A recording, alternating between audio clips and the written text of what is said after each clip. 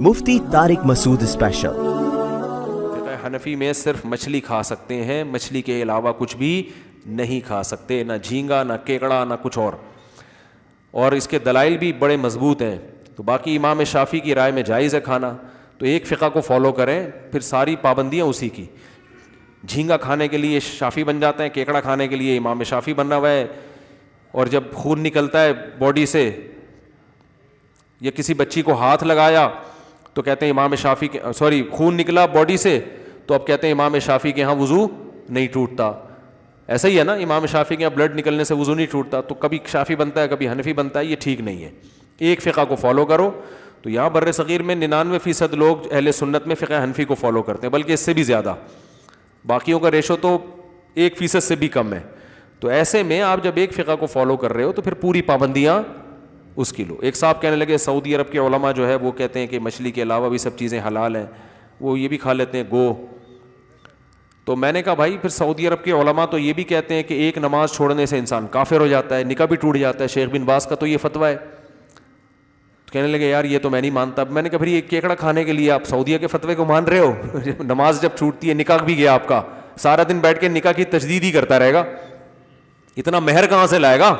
ہر دفعہ نکاح میں نیا مہر رکھنا پڑتا ہے، کروڑوں روپے کا مقروض ہو کے دنیا سے جائے گا۔ تو ایک فقہ کو فالو کرنا چاہیے، چاروں فقہ درست ہیں لیکن فالو کس کو کرنا ہے؟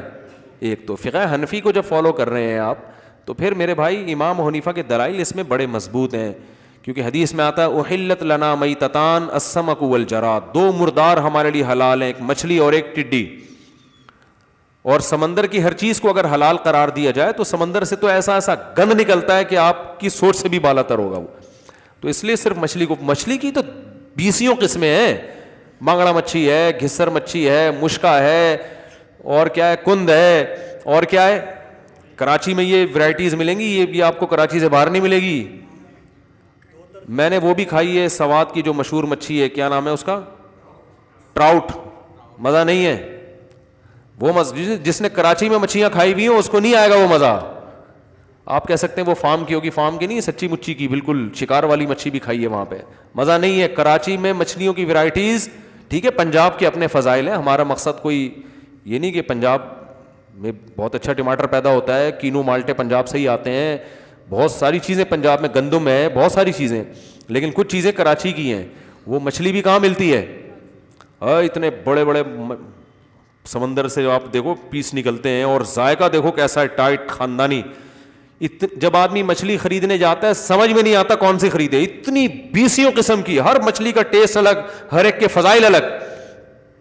گھسر مچھی سالن پکانے کے کام آتی ہے، اس میں آئل ہوتا ہے، الگ سے آئل ڈالنے کی ضرورت بول لو بھائی نہیں۔ سنگھاڑا مچھی سستی ہے، اس میں بھی آئل ہوتا ہے، صحت کے لیے بہت اچھی ہے۔ اور آپ کا مشکا ہے، مزہ نہ آئے پیسے واپس۔ سرمئی مجھے پسند نہیں ہے۔ پاپلیٹ ہے، پاپلیٹ کے فضائل بیان کرنے کی ضرورت بولو نہیں ہے۔ پھر یہاں شکار کی مچھی الگ ہے اور اسٹور کی مچھلی الگ ہے۔ روز شکار والی اگر تازہ بالکل کھانی ہے 100 روپے ریٹ اس کے زیادہ ہوتے ہیں، رپورٹ پیش کر رہا ہوں۔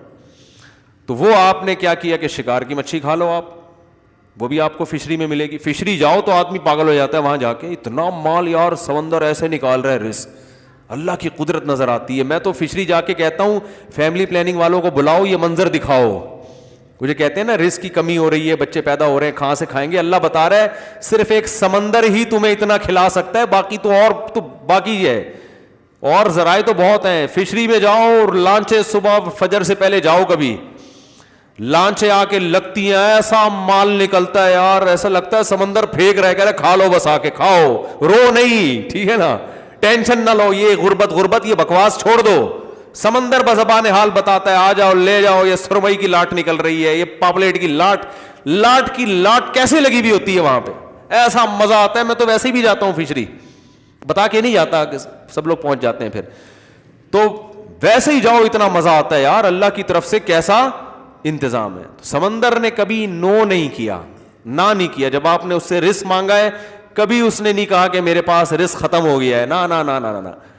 سمندر ہمیشہ خوش کرتا ہے, کہتے ہیں لے جاؤ بھائی. تو مچھلیوں کی اتنی قسمیں ہیں, مجھے تو یاد بھی نہیں ہوتی. آنگڑا مچھی, بانگڑا مچھی, پتہ نہیں کون کون سی قسمیں. بنگلہ دیش کے لوگوں کو بہت اچھی طرح نام یاد ہوتے ہیں, وہ کانٹوں سمیت کھاتے ہیں. بنگلہ دیش کے لوگوں کو دیکھا مچھلی کھاتے ہوئے کبھی؟ کانٹوں والی مچھلی منہ میں رکھیں گے, چبا چبا کے کانٹے ایک طرف نکال کے پھینکے مچھلی. پتہ نہیں یار کوئی اندر آٹومیٹک آلات لگے ہوئے ہیں کیا ہیں جو کانٹوں کو ایک طرف کر رہے ہوتے ہیں. وہ بہت زیادہ کھاتے ہیں نا تو عادی ہو گئے. انہوں نے گھما کے کانٹے نکالے, مچھلی نکل گئے. پتہ نہیں کیسے کھاتے ہیں یار. تو اتنی قسموں کی مچھلیاں ہیں, تو آپ کو کیکڑے کی طرف جانے کی ضرورت کیا ہے؟ تو ضرورت کیا ہے؟ تو احتیاط ہے, چھوڑ دو یار اس کو.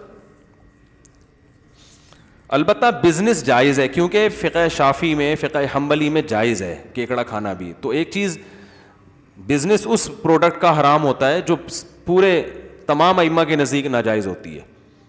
وہ ہوٹل میں ہم چند دن پہلے گئے کھانے کے لیے, تو اس نے کہا جھینگا لاؤں, میں نے کہا نہیں بھائی مچھلی لے آؤ.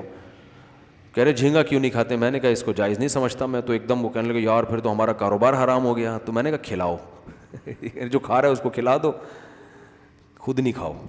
تو بزنس اس لیے جائز ہے. لوگ یہ بھی کہتے ہیں ایک چیز ناجائز بھی ہے, اس کا بزنس کیسے جائز ہو گیا؟ کیونکہ ناجائز اتفاقی نہیں ہے. اہل اسلام میں بعض بڑے بڑے مجتہدین اس کے جائز ہونے کے بھی قائل ہیں. تو اگر ایسا حرام ہوتا نا جیسے کتے بلی ہوتے ہیں, تو پھر تو بزنس بھی جائز نہیں ہوتا. تو اسی طرح اب یہ اس طرح حرام نہیں ہے, تو اختلافی مسئلہ ہے.